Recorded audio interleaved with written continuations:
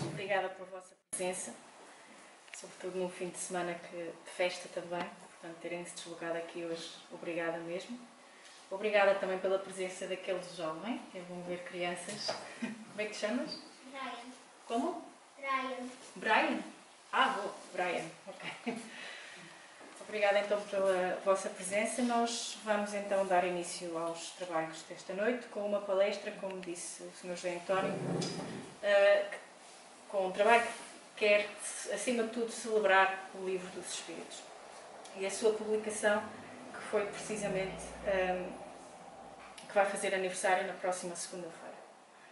E os últimos anos mostraram-nos aspectos da humanidade, não apenas pequenas partes, mas aspectos da humanidade que nos criam alguma repulsa.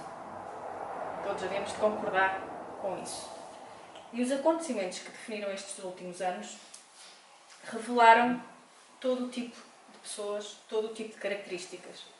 Desde racistas, traiçoeiros, pessoas menos bem intencionadas, egoístas.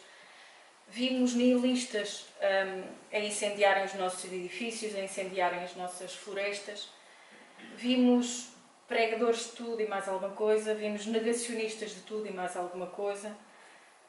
E a dominarem os nossos hospitais, a dominarem as nossas morgues também. Vimos os hipócritas e aqueles que preferem a guerra. Vimos a atrocidade e vimos tudo aquilo que se opõe à paz. E será que isto nos surpreende de alguma forma? Porque nós temos que lembrar que estas pessoas não existiram nestes 2 anos, elas sempre existiram em todos os tempos, em todas as eras. E todas as eras tiveram essas pessoas. Mas mais do que isso, todas essas pessoas, como, por exemplo, os filósofos estoicos recordaram, elas são necessárias. Era aquilo que Jesus dizia, não é? O escândalo é necessário, mas ai daquele pelo qual o escândalo vem. Então todas as eras têm este tipo de pessoas, este tipo de eventos que nos apelam a uma mudança coletiva. E Marco Aurélio, o imperador Marco Aurélio, ele lembrava também uma coisa muito interessante num livrinho que ele escreveu, uma espécie de diário que se chama Meditações, que todos nós estamos a trabalhar no mesmo projeto. Uns de uma forma, outros de outra.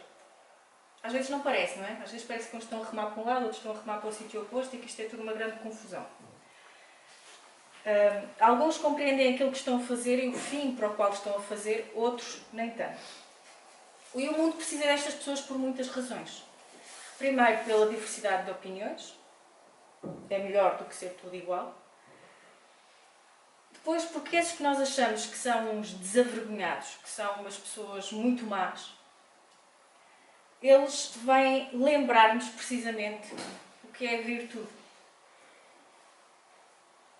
Todos nós aqui já tivemos alguns professores, não é? E tivemos bons professores, tivemos maus professores, e nós aprendemos só com os bons professores? Não, nós também aprendemos com os maus professores. Aprendemos aquilo que não queremos fazer, aquilo que não deve ser feito. Então é na adversidade que o caminho também nos vai sendo mostrado. E por isso também essas pessoas mostram o caminho. O que é que isto tem a ver com o Livro dos Espíritos?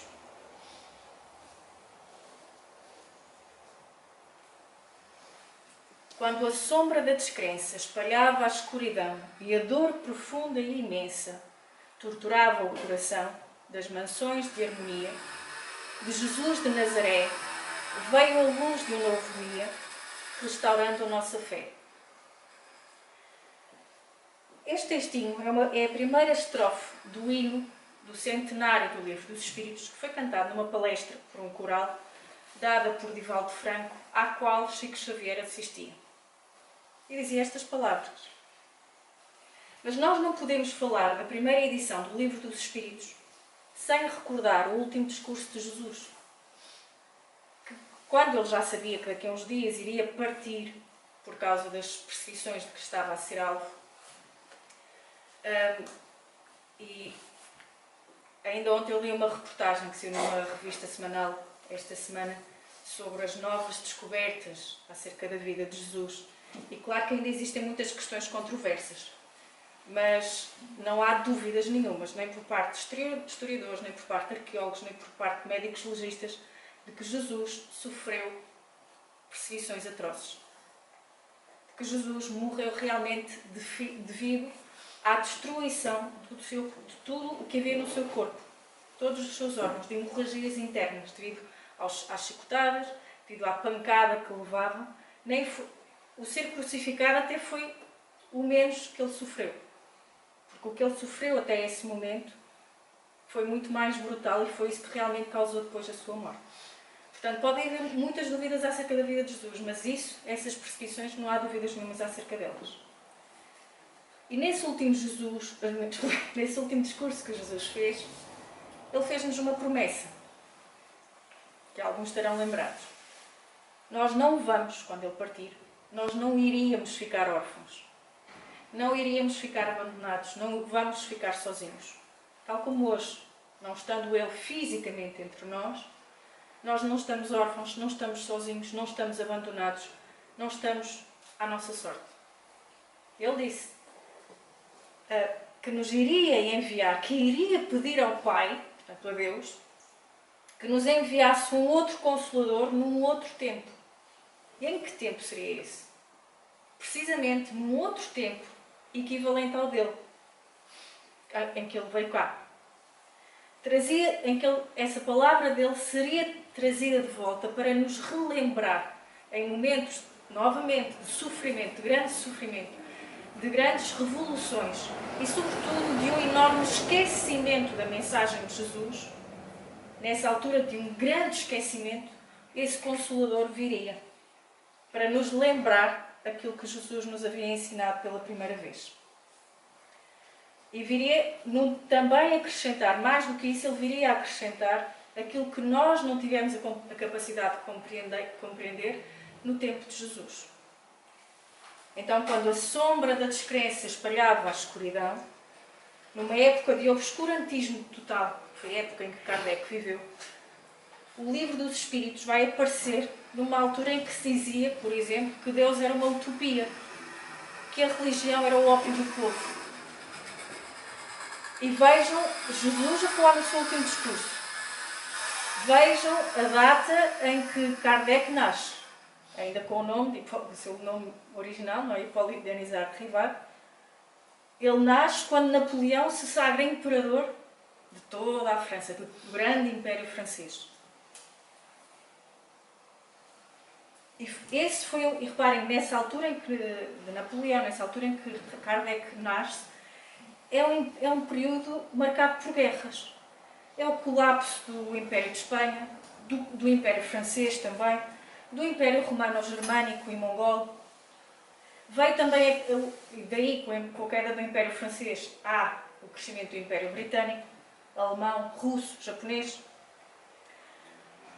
E os conflitos militares estão a rubro nessa altura. Mas também foi uma época em que nós estávamos a sair da Revolução Científica do século XVIII. Portanto, se nós achamos que agora está tudo a mudar muito depressa, na altura em que Kardec nasceu, estava tudo ainda uma grande confusão, muito maior do que aquela que nós estamos a viver agora. Eu sei que períodos históricos não se comparam, mas realmente era uma coisa inacreditável. O século XIX foi um século tremendo. E foi o século que viu Kardec nascer, foi o século que viu a codificação espírita a surgir. E no livro Brasil, Coração do Mundo, o espírito Humberto de Campos refere-se aos momentos que antecederam o nascimento de Hipólito Denisard Rivard, que viria depois a adotar o nome de Allan Kardec. E diz assim: mal não haviam terminado as atividades bélicas da triste missão de Bonaparte e já o espaço se movimentava no sentido de renovar os surtos de progresso das coletividades. Assembleias espirituais, reunindo os génios inspiradores de todas as pátrias do orbe, do planeta, eram levadas a efeito, nas luzes do infinito, para a designação de missionários das novas revelações. Em uma dessas assembleias, presidida pelo coração misericordioso e augusto do Cordeiro, Jesus, fora destacado um dos grandes discípulos do Senhor para vir à Terra com a tarefa de organizar e compilar os ensinamentos que seriam revelados, oferecendo um método de observação a todos os estudiosos do tempo. Foi assim que Allan Kardec, a 3 de outubro de 1804, via a luz da atmosfera terrestre na cidade de Lyon, portanto em França. Então os espíritos tutelares da esfera espiritual continuam a reunir-se, continuam a planear a vinda de espíritos que nos vêm abrir os olhos para perspectivas que nós até então tínhamos ignorado. E que nós não somos capazes de ver por nós próprios. É por isso que estes missionários são precisos, para nos apontar direções, para nos reorientar as nossas bússolas, o nosso foco em que nós prestamos atenção. E é nesse intercâmbio que nasce do amor de Deus. Se Ele nos quer ajudar a ver as coisas de uma outra forma, de uma forma mais ampla, não é porque não gosta de nós ou não queira saber de nós, não deixava-nos a nossa sorte.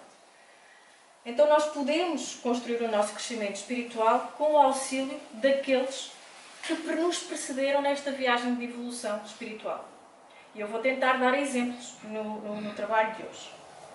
E numa dessas assembleias, como nos diz nesta citação, então foi escolhido o nascimento de Kardec. Reparem que é novamente numa altura em que descobertas científicas estão a ter lugar. Vem a Revolução Industrial da Inglaterra.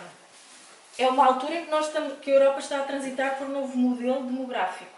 Portanto, a natalidade controlada começa a surgir. A mortalidade começa a diminuir. A esperança de vida também aumenta. E há também uma grande atração pelos centros urbanos. As pessoas começam-se a mudar muito dos campos para as cidades. E por isso é que quem viu o filme sobre Kardec, o filme biográfico de Kardec que foi lançado recentemente, vê que Kardec nota precisamente essas desigualdades sociais. Como é que era possível? Uns com tanto e outros com tão pouco. Porque era um século em que essas desigualdades estavam muito mais exacerbadas do que nós estamos a viver hoje em dia.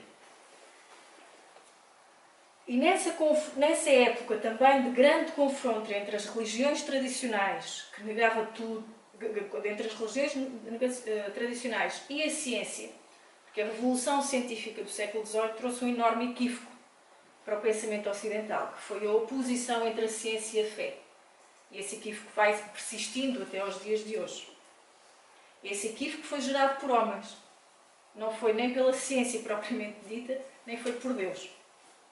Foi decidido entre homens essa oposição entre ciência e fé. E é nessa época, reparem, que se vão abrir, vou falar metaforicamente agora aqui, as lápides dos túmulos e os ditos mortos vêm ao nosso encontro. É no meio de tudo isto, em fenómenos tão simples como mesas a girar, que os mortos, ditos mortos, começam a falar connosco. Em que o mundo espiritual, em aluvião, chega até nós para nos despertar. Convenhamos, um dito morto a falar connosco desperta-nos um bocadinho, tira-nos logo o sono. Certo? E é na cidade de Hydesville, nos Estados Unidos, que esses fenómenos começam a atrair a atenção do mundo todo.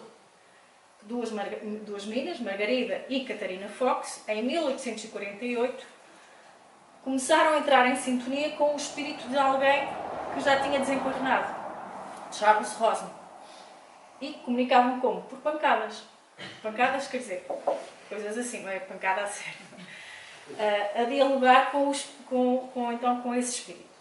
E como um jogo de dominó, esses fenómenos que começaram na cidade de Hydesville começam a repercutir-se em todo o mundo.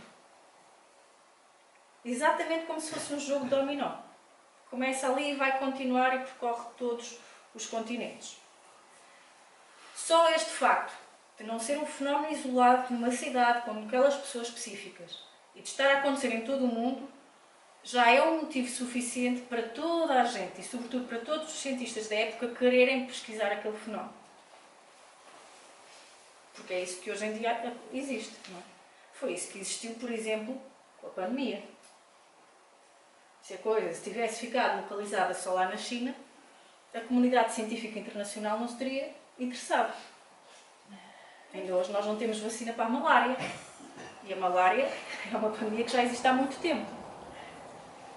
Certo? Então, se é um fenómeno que acontece em todo o mundo, todos deveriam querer investigar. Mas o que é que acontece? Todos quiseram foi divertir-se com o fenómeno. Acharam piada a coisa. Aquilo tornou-se um fenómeno de atração nos salões. Então, em vez de irem ver lá o Porto Sporting da altura, iam ver as mesas girantes. E muita gente escreveu sobre as mesas girantes. Muitos conversaram sobre elas, mas não se sabia a validade dessas opiniões. Até que dois homens se encontraram, porque agora o menino que tinha nascido a 3 de outubro de 1804 era um professor. E não era um professor qualquer. Era um professor que tinha transformado todo o ensino primário na França. Era um académico, um pedagogo, um cientista social, como hoje se diz, cientista social, do maior gabarito que havia em França. Então, esse menino, que agora era um professor e um cientista, e que se interessava muito, vejam lá, coincidência das coincidências, ele interessava-se muito por magnetismo, ou mesmerismo, que era o termo que se usava na altura. Ele tinha uma cultura enorme. Ele não sabia só do seu ofício de magistério, ele tinha uma cultura enorme. Ele encontrou-se com o Sr. Fortier, que era também um linguista renomado, e é este Sr. Fortier que lhe chama a atenção para as mesas girantes, afirmando que estas, quando eram questionadas, davam respostas inteligentes. Onde é que já se viu mesas a falarem e a responderem a perguntas de forma inteligente? E é por isso que Rival, não é? O Allan Kardec, ele diz: quando provarem que uma mesa tem cérebro para pensar e nervos para sentir, então eu vou acreditar que elas podem dar respostas inteligentes a perguntas inteligentemente formuladas. Portanto, estão a ver só por esta resposta que Kardec não era uma pessoa qualquer. Não era uma pessoa que ia para os salões ver as mesas a girar. Aliás, ele fugiu disso a 7 pés. Não queria saber. Ia contra os preceitos científicos dele. Porque não tinha uma explicação racional para o fenómeno. O Sr. Fortier, porque também os grandes missionários têm que ser ajudados e empurrados, foi uma figura muito importante para influenciar Kardec a começar a estudar os fenómenos das mesas girantes. E apresenta a Kardec algumas dessas perguntas que ele, nas suas sessões de estudo, fazia às mesas e que as mesas respondiam. E aqui eu vou abrir um parênteses nesta história, porque, e só o facto de eu usar a expressão abrir um parênteses já mostra como o meu discurso é dominado por uma cultura em que, desculpem os senhores presentes, são os homens que mandam. Porque há uma pessoa que normalmente ninguém fala, mas que é fundamental para que Kardec comece a estudar o fenómeno das mesas girantes, e que é a sua esposa. Quando faltou a coragem a Kardec, foi a esposa que lhe deu essa coragem. Portanto, fica aqui a minha homenagem à senhora Amélie Gabrielle Boudin, porque sem ela, eu tenho a certeza absoluta, e ontem à noite eu revi pela 4ª ou 5ª vez o filme sobre Kardec, e esse aspecto saltou-me assim muito à vista. Não tinha pensado nisso nas outras vezes em que vi o filme. Mas ontem à noite isso saltou-me muito à vista. Sem ela, o senhor tinha fraquejado das pernas muitas vezes. E se calhar os livros não tinham saído cá para fora. Então ela foi sempre aquela força, quando dizem que é uma grande mulher atrás de um grande homem, não. É ao lado do homem que ela está. Não é atrás, é ao lado. Teríamos outras pessoas se Kardec tivesse falhado. Ele foi logo avisar no início: meu amigo, se não quiseres aceitar esta missão, há outros preparados para isso. Só que Kardec tinha uma outra questão muito interessante, que ele incutia até nas crianças, nos meninos. Não é? Que é: não queres mudar o mundo? E como dizia a mulher, este mundo tem tanta... Não queres? Brian, não? Pronto. Ele tinha essa esperança. Pode ser novamente. Vai? Não sei. O quê? Não sei. Não sabes mudar o mundo? Olha, nem eu. Junta-te ao povo. Eu não sei quem inventou o mundo. Não sabes quem inventou o mundo? A gente vai dizer aqui neste trabalho. Quem construiu esta cidade. Eu daqui a pouco já te digo quem é que inventou o mundo. Está bem? Mas tens que ficar atento. Então, motivado pela esposa, Kardec decide participar de uma das reuniões. Porque ele tinha esse bichinho de querer mudar o mundo. Querer melhorar o mundo. E ele começa a participar, ok. E claro, porque ele tinha algum apreço e admiração intelectual pelo Sr. Fortier. E ele não foi às reuniões que aconteciam nos salões. Ele foi a uma reunião privada, na casa da Sra. Pleine Maison, e em que havia realmente o estudo também do que lá acontecia. E aqui nós notamos logo algo extraordinário, que é, enquanto que a maioria das religiões começa através de um facto inusitado, que uma pessoa entrou em sintonia com não sei o quê, e com uma revelação que vem, e a partir daí o homem engendra uma religião, com Kardec não existe isto. Isso não acontece. Ele não vê ali, quando começa a prestar atenção ao fenómeno, ele não vê ali um caminho religioso, mas sim algo que precisa de ser observado, analisado, questionado, estudado, perguntado. E ele começou a analisar em profundidade, com o seu gênio de pesquisador, o que é que estava a acontecer ali com aquelas mesas. Como é que aquelas mesas, que não eram seres vivos, nem conscientes, nem sencientes, conseguiam dar respostas inteligentes. E é curioso, há aqui um outro pormenor curioso, é que os médiuns usados na altura, ou que participavam na altura, não eram adultos sequer, eram adolescentes. Adolescentes que não tinham sequer, nem perto disso, a cultura necessária para dar as respostas que se estavam a obter. Portanto, nem por aí os críticos de Kardec poderiam pegar. Então, foi a partir daí que nasce o respaldo científico do Livro dos Espíritos. Porque é ali que brotam as bases do Espiritismo, através de factos que comprovam a imortalidade da alma. E com essas bases científicas, Kardec uniu aos ensinamentos de Jesus e compilou uma filosofia, está lá escrito na capa dos Espíritos, e filosofia significa amor ao saber, com consequências éticas, comportamentais e também religiosas. E esta filosofia veio compilada, apresentada no Livro dos Espíritos, de 18 de abril de 1857. E o interessante, e este é um facto que não está retratado no filme sobre o Kardec, é que o Sr. Didier, o editor do livro, inicialmente ele não quis editar o Livro dos Espíritos quando viu aquilo. Porquê? Porque ele, sendo dona de uma editora, tinha lá tantos livros sobre as mesas girantes, completamente encalhados. Ninguém queria saber o porquê dos fenómenos. As pessoas só se queriam entreter com o fenómeno. Qualquer semelhança com a realidade atual é pura coincidência.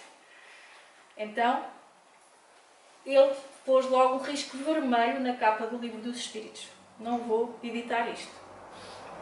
Mas, curiosamente, no momento em que o Sr. Didier censura, digamos assim, o Livro dos Espíritos, quem é que lhe aparece?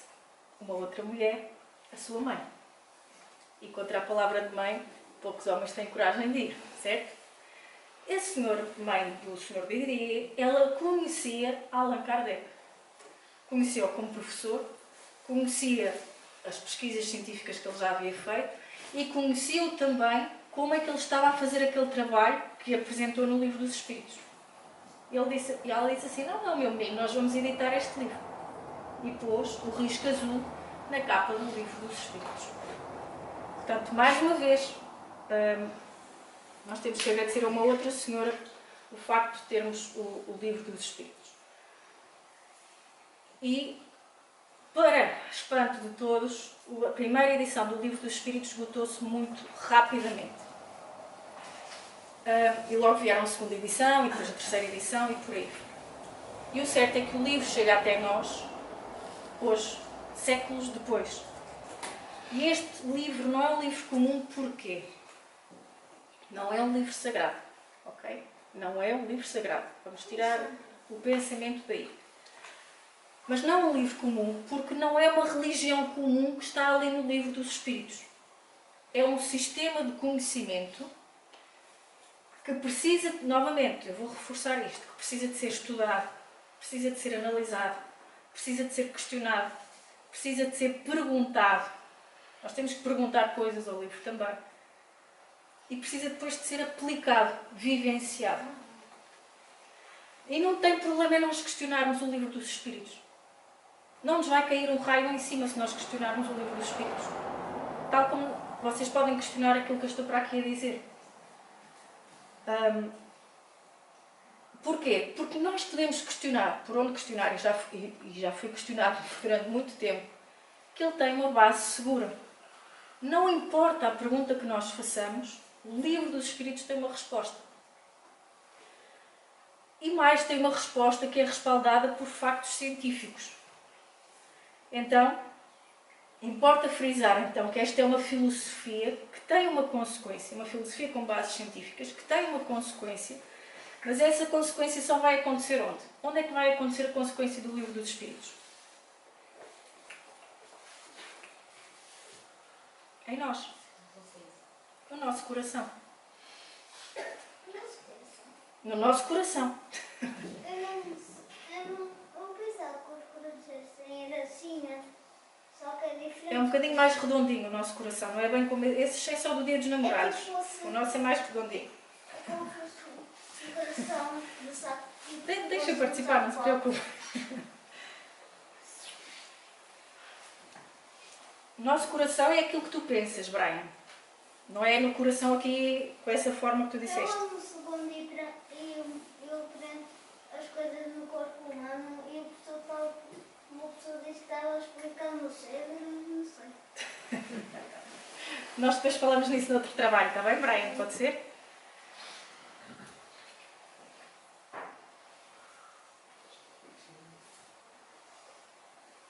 E se repararmos, até hoje, a mediunidade é um tema de investigação.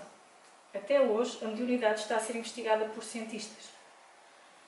Então, cada um de nós que se diz espírita também precisa de fazer essa análise ao livro dos Espíritos. Não vamos acreditar no Espiritismo nem no livro dos Espíritos só porque gostamos muito de ouvir o Divaldo Franco, ou só porque conhecemos médiuns notáveis, ou só porque conhecemos alguém, uma vizinha ou o que seja, que lhe acontecem umas coisas estranhas e vê umas coisas e isto e aquilo. Vamos analisar o que lá está. Porque a nossa fé ela tem que estar sustentada por uma certeza imortalista. E essa certeza vai se encontrar também noutras obras subsidiárias da codificação, porque para que a nossa fé possa vencer ao longo dos tempos e possa vencer tudo aquilo que nos acontece na vida, que não é coisa pouca,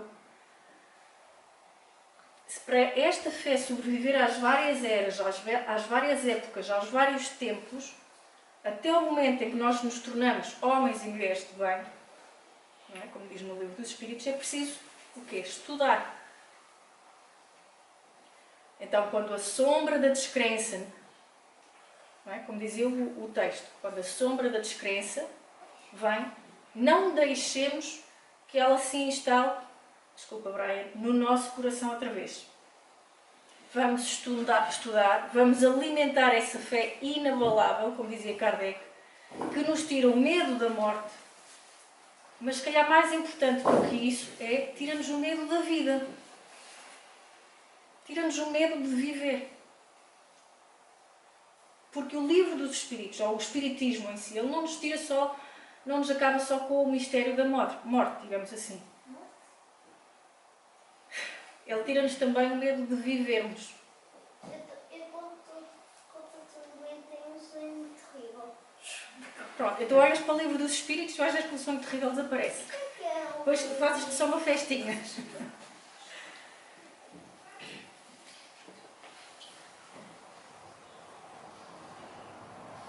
Ou nunca ninguém aqui se sentiu preso ao medo. Nestes últimos 2 anos, por exemplo. E não precisamos só de nos referir a isso. Nunca tivemos medo de nada. Nunca tomámos decisões baseadas no medo. Na nossa vida. Diz aqui, não é? Um método de observação. Aqui, um método de observação. A partir do qual Kardec compilou, organizou, apresentou didaticamente um conjunto de princípios capazes de lançar os espíritos humanos, todos nós, para novos patamares de evolução espiritual. Porque o conhecimento serve para isso, para nós evoluirmos. Então a ciência recebia a luz do sentimento e era convidada a dar as mãos à bondade. Numa altura, eu relembro que estamos a sair da revolução científica, que uma das suas consequências foi pôr fé de um lado, razão do outro. E isto é uma das coisas mais notáveis do Livro dos Espíritos, que é o convite que ele faz à ciência, mas também o convite que ele faz à religião. Porque o Livro dos Espíritos ele não veio ser um balde de água fria para a religião católica, por exemplo, que era a dominante. Ele não veio desafiá-lo, ele não veio negá-lo. Kardec não se interessava minimamente por isso. Não era por aí. Ele veio convidar a religião a pensar realmente naquilo que estava a propor. E a publicação do Livro dos Espíritos foi talvez o maior convite que a religião teve para vamos edificar algo que dure para sempre no coração das pessoas. Vamos fazer com que Deus se possa relacionar com as pessoas. Porquê estar a pregar um Deus julgador, que nos castiga, que está muito acima das pessoas, quando podemos promover uma relação próxima entre Deus e o ser humano? Um Deus com que nós nos podemos relacionar na nossa intimidade. E é por isso que o Livro dos Espíritos é um dos maiores projetos pedagógicos de todos os tempos. O Livro dos Espíritos. Eu depois o texto diz, Brian, diz lá. Eu não consigo resistir a esse dedinho lá. Falar uma coisa importante. Diz lá. Bom, eu acho que tenho um Jesus. Porque eu era pequeno e tinha... Eu fui quando era pequenino. Eu acho que a cruz, onde é que eu estou, é muito pesado. A cruz é muito... Pois é. E não teve nos nossos ombros. Mas quem? Como se diz? Pode continuar. Obrigada. Eu não sei.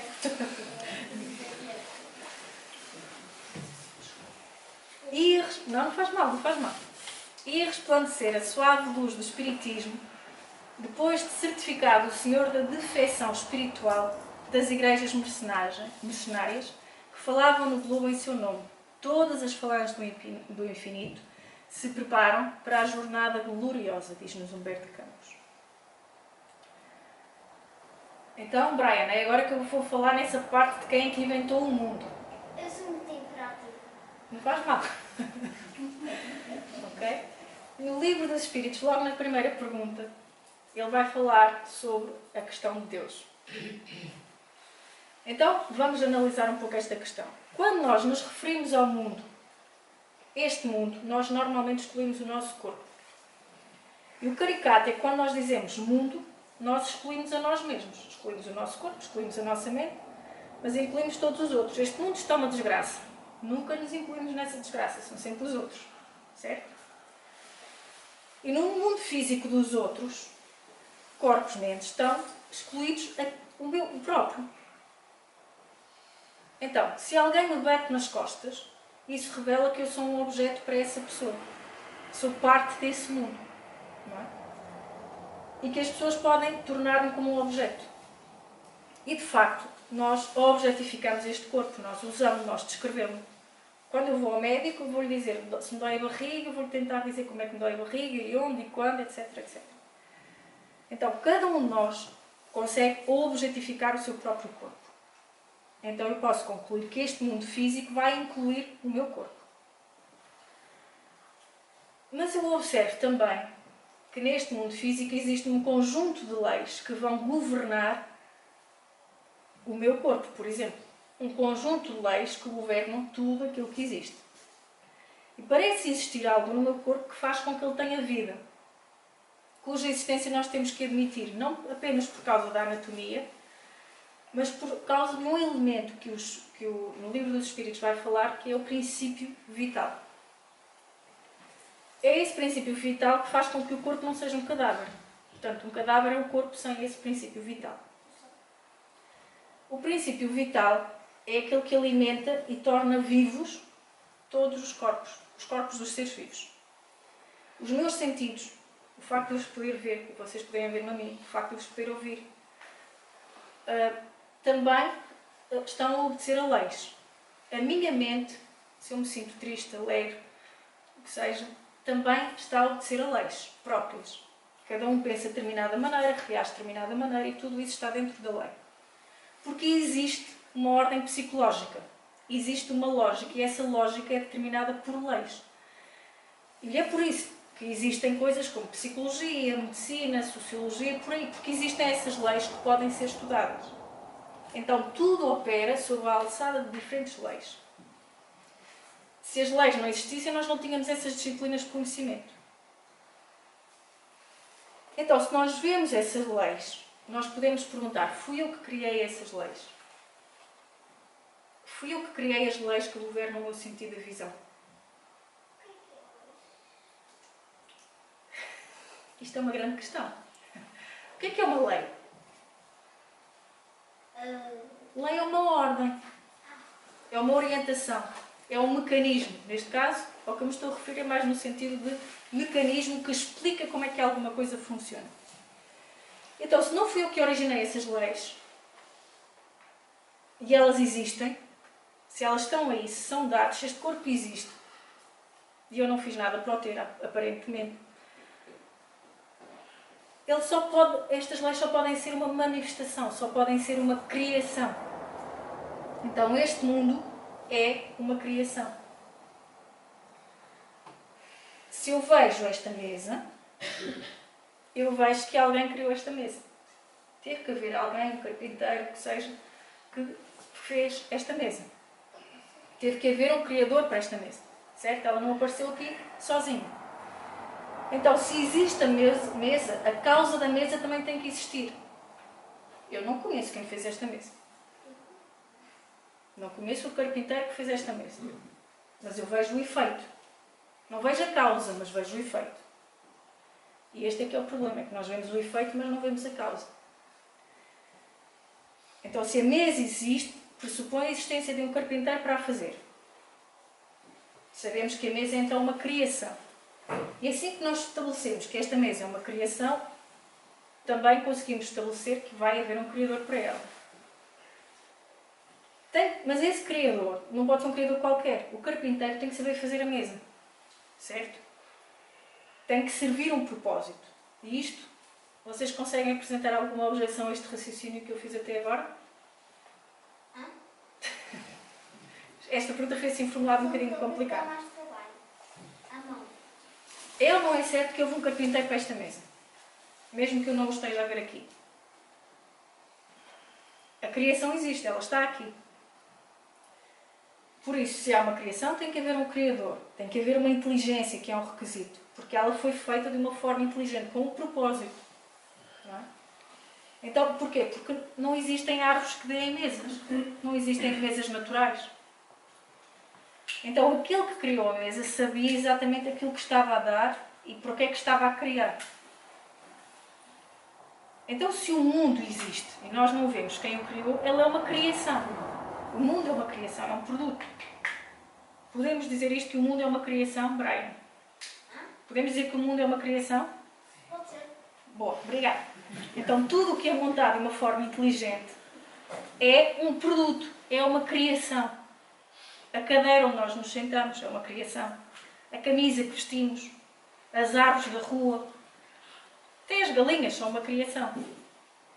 E tudo é montado de uma forma inteligente, tanto o nosso corpo como no mundo.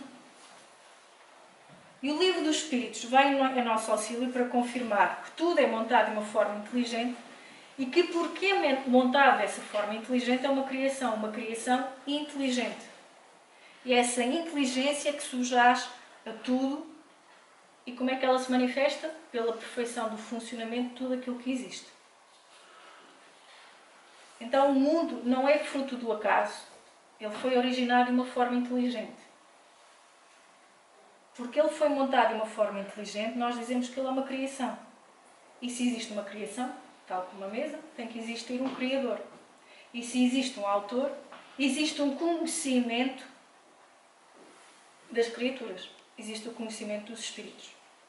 Então o efeito pressupõe a causa, a existência do produto pressupõe o conhecimento que lhe deu origem, a existência da mesa pressupõe o conhecimento para fazer a mesa, e toda a criação pressupõe o conhecimento inerente. Um objeto inerte. Uma pedra nunca poderia criar esta mesa. Então o autor da mesa tem o conhecimento, porque a mesa foi visualizada na mente dele antes disso.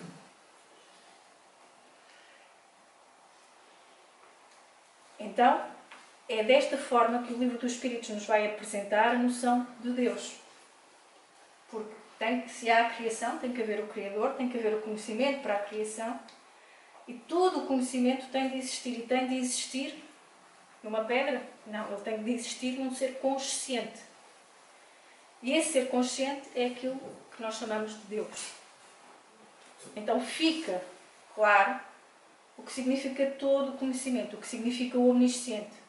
E é com essa compreensão que nós podemos apreciar tudo aquilo que existe.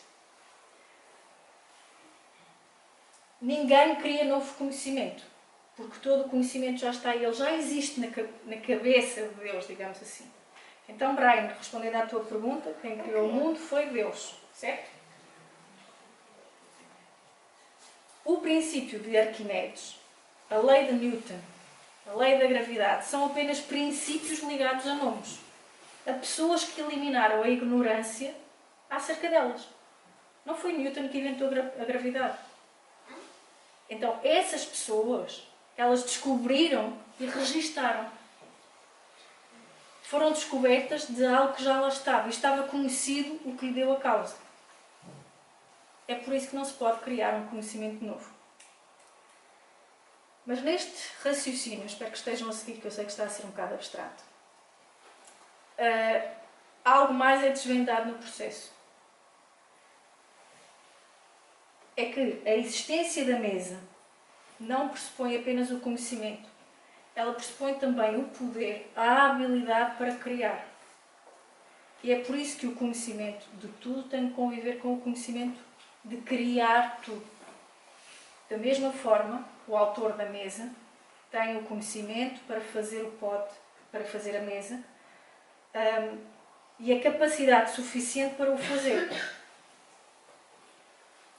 Então eu preciso de ver o carpinteiro para acreditar que existe um carpinteiro.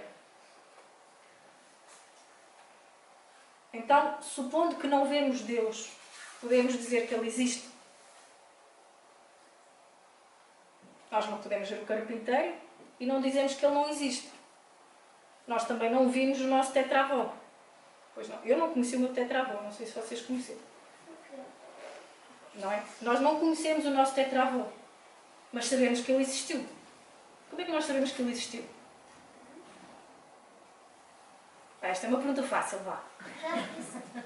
Só para vocês acordarem, que já estou a ver muitos. Porque eu nasci na doutrina da mãe deles, o pai dele. Como é que nós sabemos que o nosso tetravó existiu? Já sei, já sei. Eu Brian, agora deixa os outros falar. Está bem? Isto é como na escola. Como é que nós sabemos que o tetravó existe?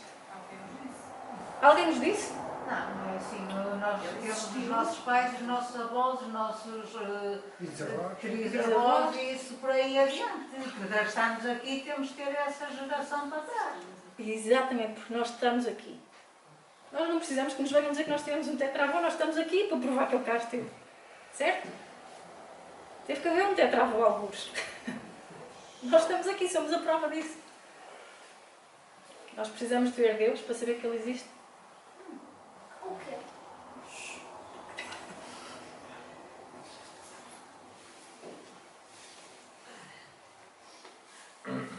Então a existência do nosso tetravô, a existência de Deus é um facto disponível para ser conhecido.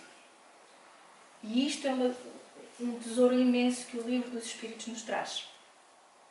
Porquê? Porque uma crença é uma conclusão que pode ser sujeita a uma correção, depois de verificada. Porque se alguém diz que o meu tetravô era um homem bom, eu até posso acreditar ou não. Posso interpretar isso ou não. Posso ter um julgamento sobre isso. Mas eu não posso ter opinião sobre o facto de que o meu tetravô existiu. Não está passível de ser sujeito a uma crença ou uma opinião minha. Não interessa para nada a crença que eu tenho em relação a isso. O facto é que o meu tetravô existiu. Então, que Deus existe não é uma crença, é conhecimento. Porque a criação existe. Agora, o conhecimento pode ser direto ou indireto. Todo o tipo de conhecimento pode ser direto ou indireto. Neste caso é indireto. Nós conhecemos o Criador pela criação. Assim como eu conheço que existe um carpinteiro pela mesa.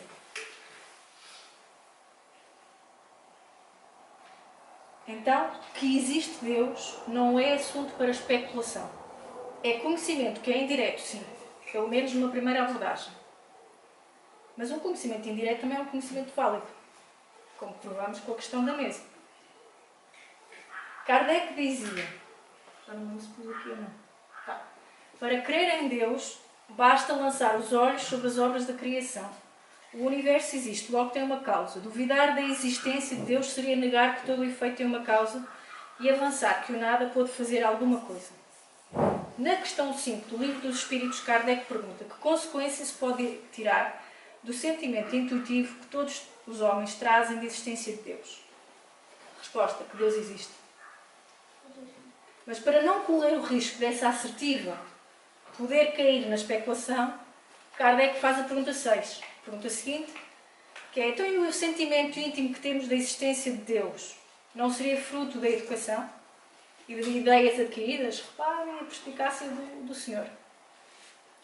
Vejam se ainda hoje, nos dias de hoje, quando conversamos com aqueles a que designamos céticos, eles nos apresentam logo este argumento. Têm dois grandes argumentos, que é claro, quando a pessoa está em sofrimento, dá-lhe jeito de ter alguma coisa a quem pedir. Este é o primeiro argumento, não é? O segundo argumento é, isso é fruto da educação da pessoa. E reparem, nos meus primeiros tempos de estudo de espiritismo, um dirigente espírita a mim disse-me que o Evangelho segundo o Espiritismo tinha sido escrito por causa do contexto religioso da época. Não tem a ver com isso. Não tem a ver com a educação. E os espíritos respondem, se assim fossem, porquê é que os vossos selvagens teriam esse sentimento? É essa pessoa que me disse isso acerca do Evangelho que faltou ler esta pergunta. Então aquilo que o Livro dos Espíritos nos diz não é sujeito à contradição. Quando se diz que tudo surge de Deus, que Deus é de onde tudo surge, quem é que tem uma base para contradizer isto? Qual é o motivo? E porquê é que queremos contradizer isso? Porquê é que não queremos apreciar isso? Se qualquer coisa que é afirmada pelo Livro dos Espíritos pode ser contrariada pela nossa percepção ou pela nossa inferência, ela não pode ser aceita. Temos de encontrar outro significado dentro do próprio Livro dos Espíritos. Se o Livro dos Espíritos dissesse, olha, o fogo é frio, nós íamos aceitar isso? Não. Mas não diz. Então, se nós procurarmos examinar melhor a afirmação, este exame acontece porque nós temos confiança. Se não fosse esta confiança, nós descartávamos o Livro dos Espíritos. Reparem, a acomodação é necessária em relação às pessoas, mas não em relação a ideias. Uma pessoa que tem crenças que, na minha percepção, são engraçadas ou equivocadas, não deve deixar de poder ser meu amigo. Eu não deixei de ser amiga daquela pessoa que me disse que o Evangelho foi escrito só por capricho. Eu fui questionar o que ele disse e fui ver se era realmente assim. Fui estudar, fui analisar. fui pensar pela própria cabeça. E não batia certo. O livro dos Espíritos e os outros livros não batiam certo se não houvesse o Evangelho. Então, o direito ao livre pensamento ele deve existir. Estou a frisar isto para não haver confusão. Nós podemos e devemos acomodar todas as pessoas, independentemente daquilo que elas pensam, mas não temos que acomodar o que elas pensam. Ok? Nós não temos que acomodar noções erradas. Imaginem que eu olho ali para aquelas flores, eu não sei o que é que são rosas ou não, mas vou chamar rosas. E eu digo assim para vós, olhem ali para aqueles papagaios. E vocês olhavam para as rosas, olhavam para mim e diziam, Filipa pifou. Ninguém está a ver ali papagaios, pois não? Não. Pronto, obrigada, Tânia. Talvez por estarmos no centro espírita vocês me dessem o benefício da dúvida, se fossem simpáticos. Não é? Mas não. Não podem acomodar a minha opinião porque aquilo é um papagaio. Seja no centro espírita, seja onde for. Não podem. Porque vai contra aquilo que vocês inferem, que vocês percepcionam. Da mesma forma, esta mesma análise que eu estou a fazer com as flores e com os papagaios, nós podemos fazer com o livro dos Espíritos. A diferença é que nós não encontramos nada que contradiga o livro dos Espíritos.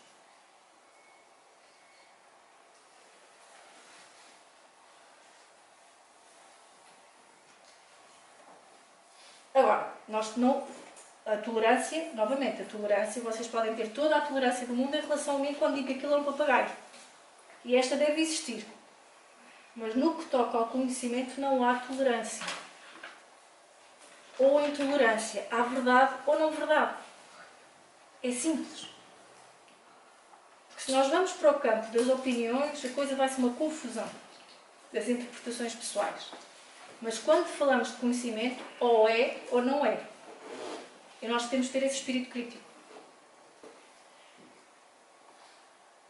Examinar conceitos não é ser intolerante. Foi exatamente isso que Kardec fez. E por isso é que ele nos propõe um método de observação.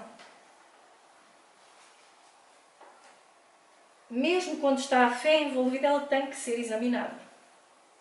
Vamos ao capítulo 5, questão 222. Kardec, já estou quase a terminar, quase. Kardec, num comentário, vai responder a alguns dos críticos ao Espiritismo, dizendo que este não era um conhecimento original. Muita gente dizia que o Espiritismo não era um conhecimento original e achava que com isso estava a criticar Kardec. E Kardec, na sua paciência, ele deve ter levado as mãos à cabeça não sei quantas vezes. Ele nunca disse, e explica logo no início, na introdução do livro dos Espíritos, que o Espiritismo era algo novo. Ele disse foi que usou palavras novas. Não é novo, dizem alguns, o dogma da reencarnação. Ressuscitaram-no da doutrina de Pitágoras. Nunca dissemos ser de invenção moderna a doutrina espírita, diz Kardec. Constituindo uma lei da natureza, o espiritismo há de ter existido desde a origem dos tempos e sempre nos esforçamos por demonstrar que dele se descobrem sinais na antiguidade mais remota. Nós temos esse hábito de achar que o espiritismo é algo novo, ou que veio do século XIX com Kardec. Mas Kardec, ele dizia muitas vezes, está lá no filme, eu não sou a doutrina. Kardec não inventou o espiritismo. E ele esforçou-se sempre a nos mostrar que o espiritismo não foi uma criação dele, mas antes reflete um conjunto de leis universais. Kardec era um cientista, o que interessava eram as leis, eram os fenómenos. E porquê que existiam esses fenómenos? Então, o que Kardec nos vem trazer é uma pedagogia do olhar. Ele vem nos ensinar a olhar de novo as mesmas coisas. Então, como é que funciona o Livro dos Espíritos? Como um resumo pedagógico do estudo sério das leis que as leis merecem, que todas as leis merecem. O Espiritismo está na natureza, afirmava Kardec.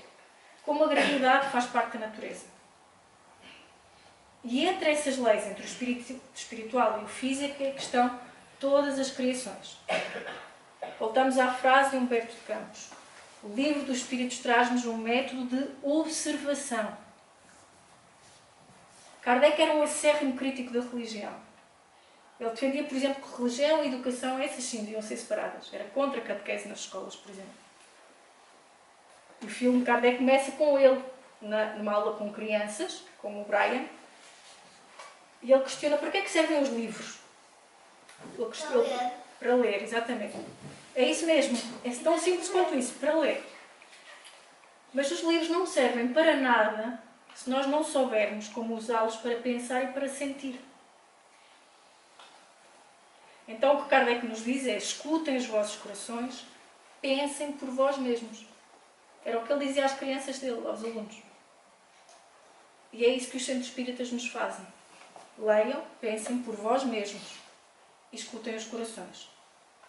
O Livro dos Espíritos serve exatamente para isso e serve para muito mais.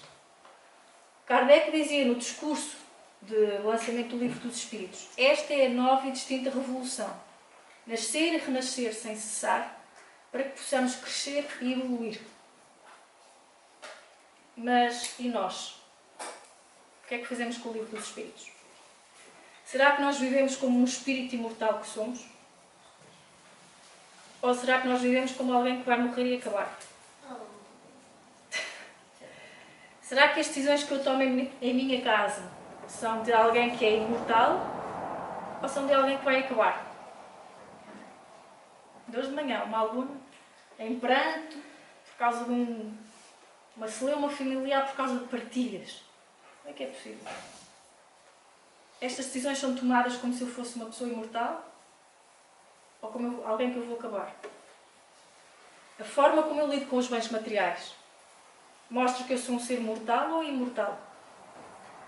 A forma como eu trato a minha esposa, o meu esposo, o meu cão, o meu gato, o meu peixinho, mostra que eu sou imortal ou que sou mortal? Como é que nós nos portamos no nosso centro religioso, seja ele qual for? Ou num centro espírita? Como espíritos imortais ou como pessoas que vão acabar daqui a um bocado? Como é que nós falamos? Como é que nós ouvimos? Como é que nós construímos as nossas relações? Como relações que vão durar para sempre? Ou vamos só aproveitar o que aquela pessoa nos pode fornecer neste momento? Que ela é útil naquele aspecto. Então eu vou aproveitar-me disso agora e pronto. E passo por cima, quando for preciso. Fazemos escolhas que nos vão sustentar na eternidade ou estamos só preocupados com um período de tempo muito curtinho?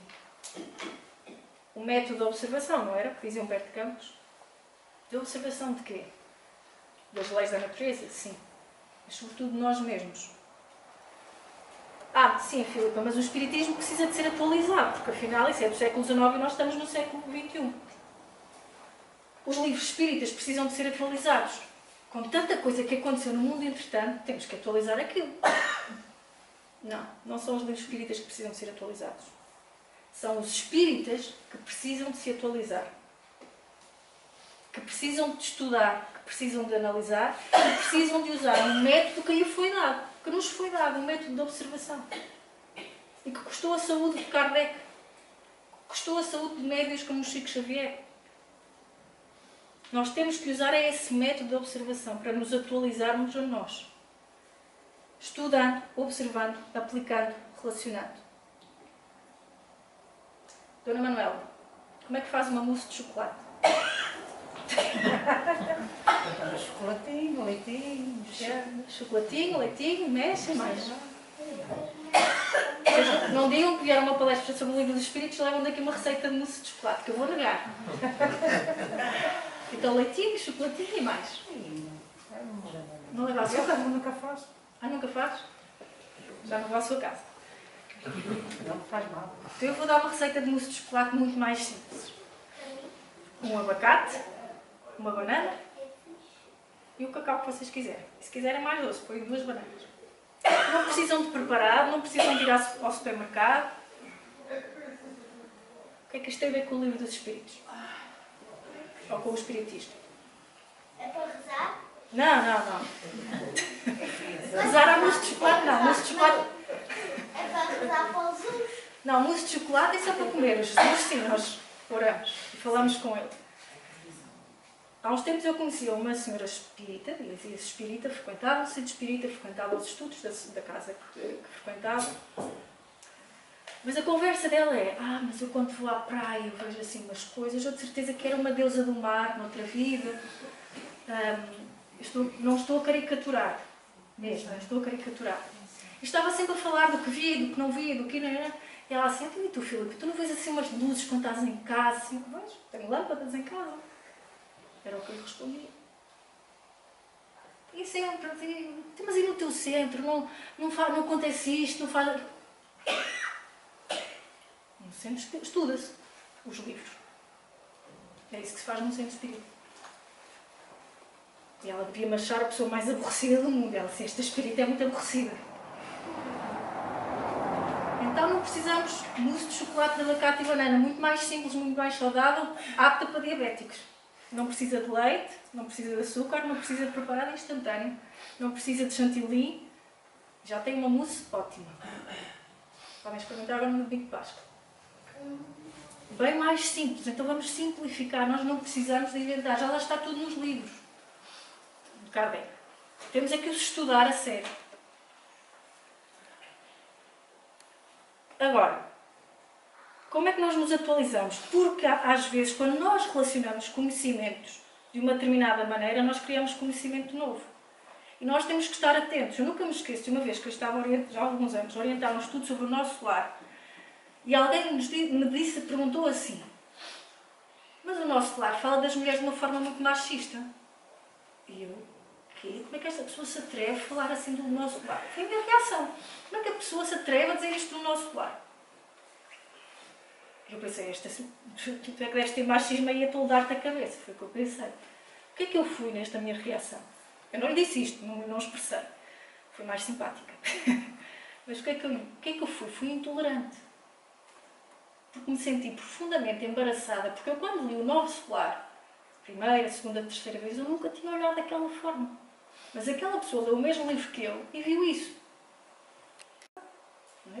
Dei a volta à questão, não sei muito bem como, já não sei o que é que eu lhe respondi. Não foi a confirmar isso com certeza. Fui para casa e fui ler aquilo outra vez. E fui ler à luz das teorias que nós vemos hoje em dia.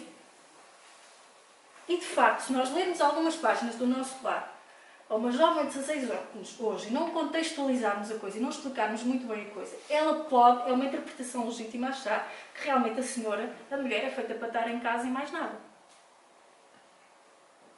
Então, somos nós que temos que nos atualizar, relacionar os conhecimentos. Não é o livro que está mal, não é o Nosso Lar. Somos nós que temos que nos preparar o suficientemente. Kardec foi escolhido porquê? Porque ele também tinha uma cultura imensa. Ele conseguia embasar os conhecimentos à luz da ciência. Se fosse de sociologia, fosse de medicina, fosse de biologia, fosse o que fosse. E nós temos que fazer o mesmo, nós temos que estudar para relacionar. E é preciso conjugar o que nós já conhecemos, articular o que nós já dominamos e avançar para a prática. E é necessário cultivarmos essa visão periférica. E a visão periférica não é desviarmos, é sabermos sustentar. E quando alguém nos pergunta o que é Deus, nós sabermos explicar porque é que Deus existe. E quando alguém nos pergunta: mas como é que é um espírito? O que é um espírito? E nós sabermos justificar e explicar. E estar preparados para isso. O que é a visão periférica? Diz, Brian, sabes o quê? Sim. É o quê? Os olhos são câmaras. Os olhos são câmaras, exatamente. É para ajudar a ver que nós temos... Os nossos olhos estão dentro dos nossos ossos. Os olhos estão dentro dos ossos? Sim. Não vamos agora à aula de anatomia, Brian. Agora façam lá isto, que é assim. Façam lá. Eu sei o que é o Espírito Santo. Brian, faz lá isto comigo. Façam lá isto. Façam lá. Agora façam lá isto assim. Não filmes esta parte. Façam. Olha isto, senhores, estão desenvergonhados. Vocês conseguem ver os vossos dedos ou não? Sim. Conseguem ver os vossos dedos? Não. Graças à visão periférica é que vocês conseguem ver os vossos dedos. Estou aqui a olhar em frente para a Dona Júlia e consigo ver a cor da camisola da Dona Manuela. Então é esta visão periférica que nós vamos ter que ter. Foi esta visão periférica que eu não tive quando recebi aquela pergunta acerca do Nosso Lar. E Manuel diz que o Espiritismo é uma figura simbólica que projeta 3 aspectos, não é? Religião, ciência e filosofia. Mas o curioso é que se nós somarmos ciência, religião e filosofia, não dá espiritismo. O espiritismo é muito mais complexo do que isso. Porque ele da ciência vai trazer umas coisas. Não é? Por exemplo, sobre o que seja inteligência. Hoje em dia todos nós temos computadores, telemóveis e afins que processam a informação de uma forma muito mais inteligente, muito mais rápida do que nós. Muito mais eficiente. E reparem, antecipando as conclusões da física quântica atual, que só agora começam a ponderar que o observador pode interferir no observado, é que nós juntamos um outro elemento à matéria, para que nós possamos entender esse elemento, que é a consciência. É o proto-inteligência, como alguns físicos chamam. Só agora nós começamos a chegar a essa conclusão. Quando é que foi publicado o Livro dos Espíritos? Reparem, o Livro dos Espíritos é lançado 2 anos depois... desculpem. 2 anos antes do lançamento do livro Origem das Espécies de Darwin, que vem trazer o conceito de evolução. Em 1864, Kardec publica a Gênese, que diz assim, sobre a definição de espaço: se nós continuarmos durante anos, séculos, milhares de séculos, milhões de períodos sem vezes seculares e sempre com a mesma velocidade do relâmpago. Ainda ninguém tinha falado sobre a velocidade da luz e o que é que está ali? A velocidade do relâmpago. Nem um passo teremos avançado, qualquer que seja o lado para onde nos dirijamos e qualquer que seja o ponto para onde nos encaminhemos, a partir desse grãozinho invisível de onde saímos e a que chamamos Terra, eis aí o que é o espaço. Einstein ainda não tinha publicado a lei da relatividade nesta altura. E o que está aqui é a velocidade da luz. A velocidade no relâmpago é a luz. Só em 1916, Einstein publica o artigo sobre relatividade geral, e que nem sequer era original dele, mas pronto, já vou saltar esta parte que já estou atrasada. Então o Livro dos Espíritos vem-nos dar uma ajuda e vem-nos apresentar novas formas de vermos o universo. Um universo que deixa de ser regido pelo acaso, que deixa de ser regido ao calhas, mas que tem um propósito, tem um Criador, tem criaturas alinhadas com esse propósito. Como uma mesa. Tem um Criador e tem um propósito. Então, se a lei é de ação-reação, não vale a pena eu andar num ping-pong constante. Ora bato eu, ora bates tu. Constrangedor para todos nós.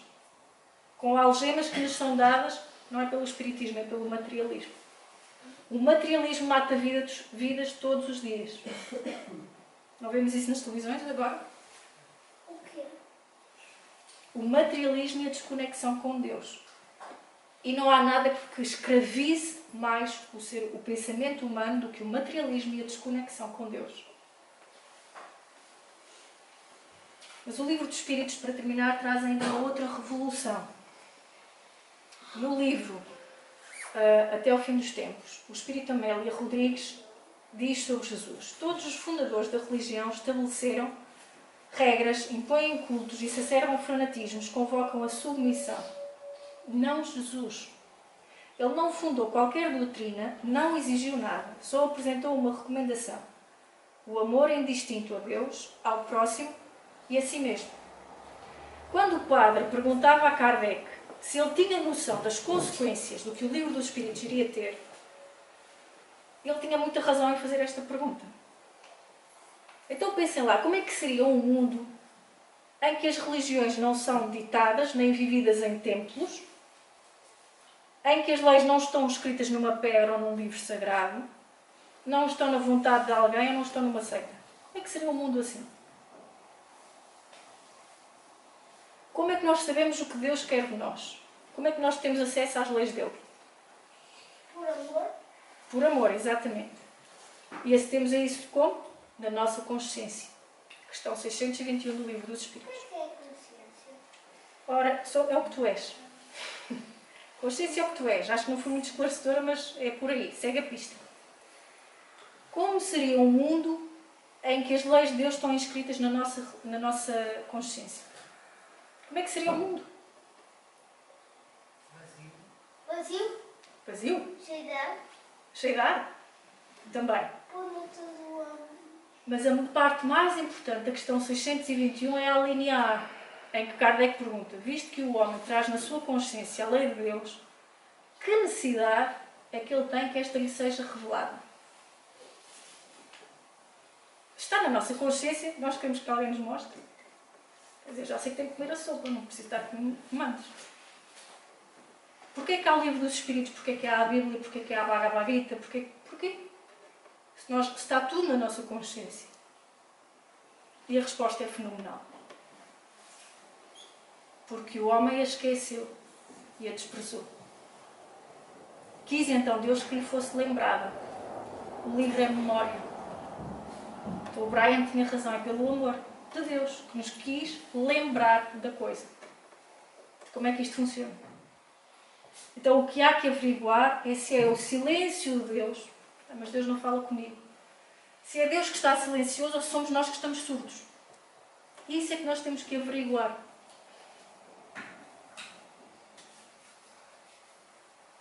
Lembrar o quê? O que é que Deus nos quer lembrar? Que nós temos que amar alguém ou que temos que amar uma causa sem querer nada em troca.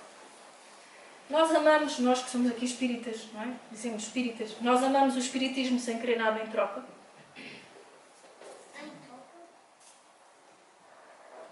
Será que nós amamos o espiritismo sem querer nada em troca dele?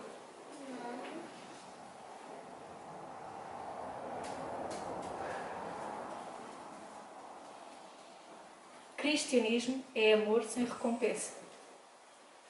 Cristianismo não é uma religião.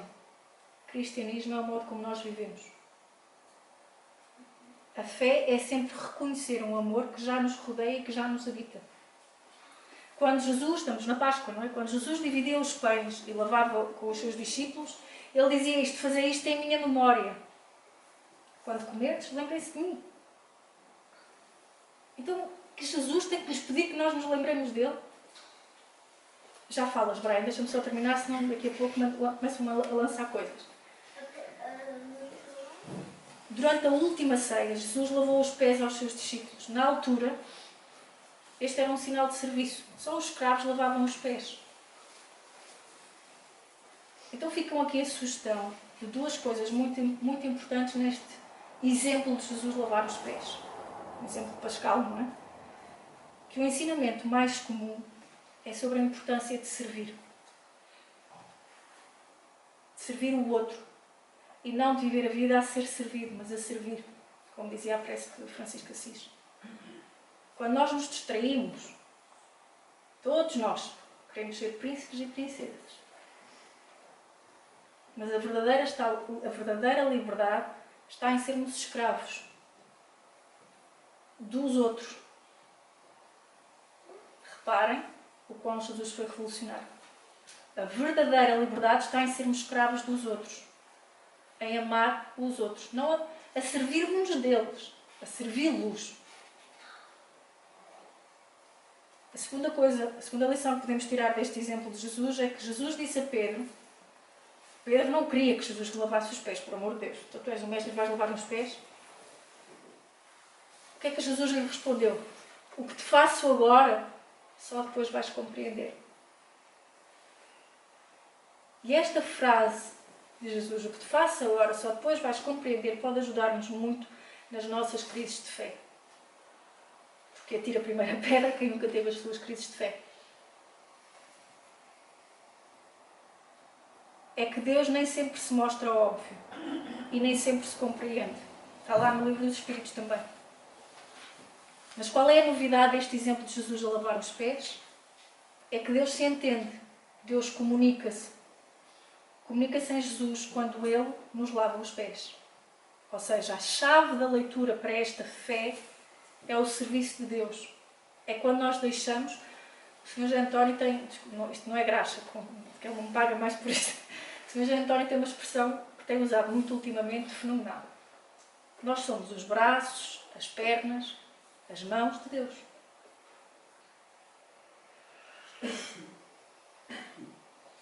Nós comportamos como tal. Nós permitimos que Deus se sirva de nós. Porque uma vez que temos os pés lavados com o amor de Deus, nós sentimos a missão de também nós lavarmos os pés aos outros. Então a postura de Kardec, quando nos traz o livro dos Espíritos, não é a postura de quem nos vem trazer algo de novo. É de quem nos apresenta um método de observação, e eu volto a insistir nisto. Então honremos também o exemplo de Kardec, no seu espírito inquiridor, pesquisador, façamos as nossas pesquisas, relacionemos conhecimentos.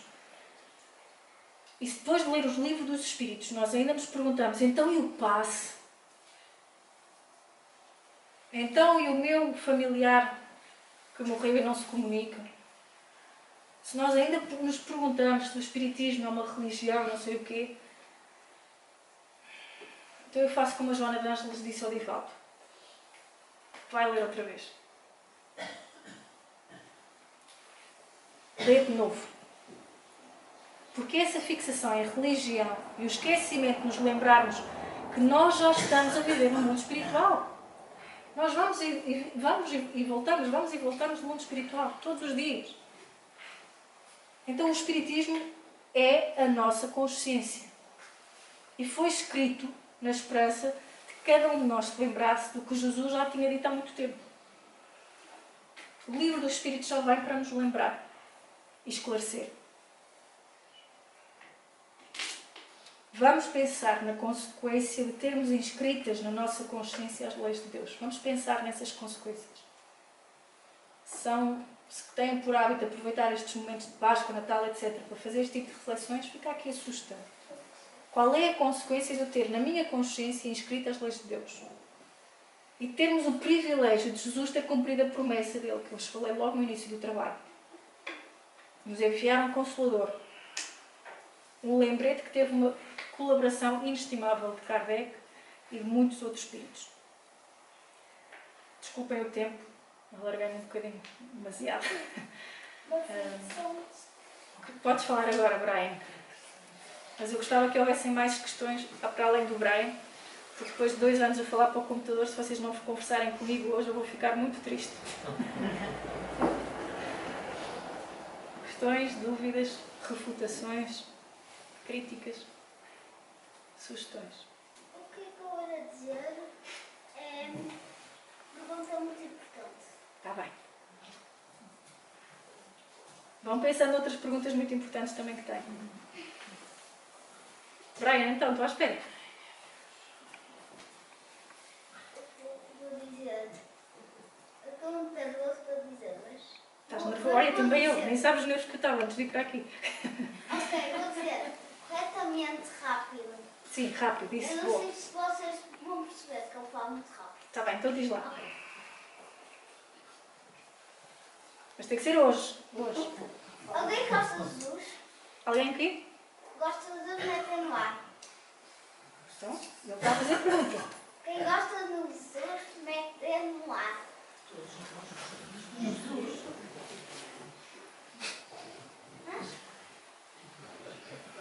Parece para mim e a toda a gente. Eu Parece? também. Boa. Pronto. Não há questões então? Nada?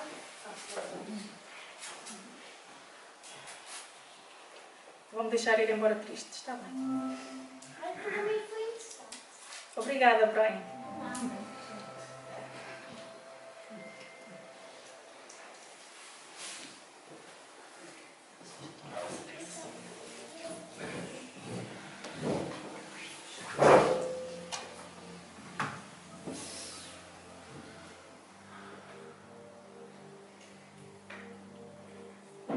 Vamos fazer uma respiração mais profunda. Fazer silêncio, uns momentos.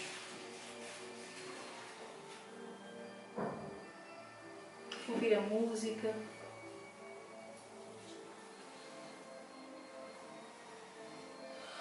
E visualizando a imagem de Jesus, vamos pedir a Deus que nos envie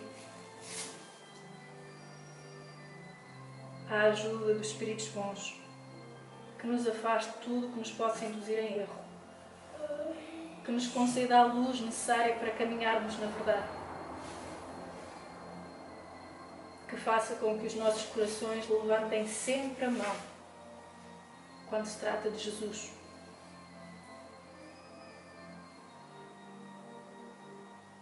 E aos espíritos bons, amigos que nos instruem, que nos tornam dóceis aos seus conselhos. Protegei-nos de toda a ideia de egoísmo, de orgulho, de inveja, de ciúme, e inspira-nos a vontade de conhecer, a vontade de servir os nossos semelhantes, presentes e ausentes, amigos ou inimigos, e que nos inspirem os bons sentimentos, as boas decisões, o entendimento dos ensinamentos de Jesus, a consciência da responsabilidade, o fervor e o recolhimento. E pedimos em especial aos benfeitores do Nervo o auxílio a todos aqueles amigos que hoje vieram aqui em busca de auxílio, de esclarecimento, de consolo, que todos nós em pensamento possamos também ser parte desse auxílio e que as nossas vidas possam ser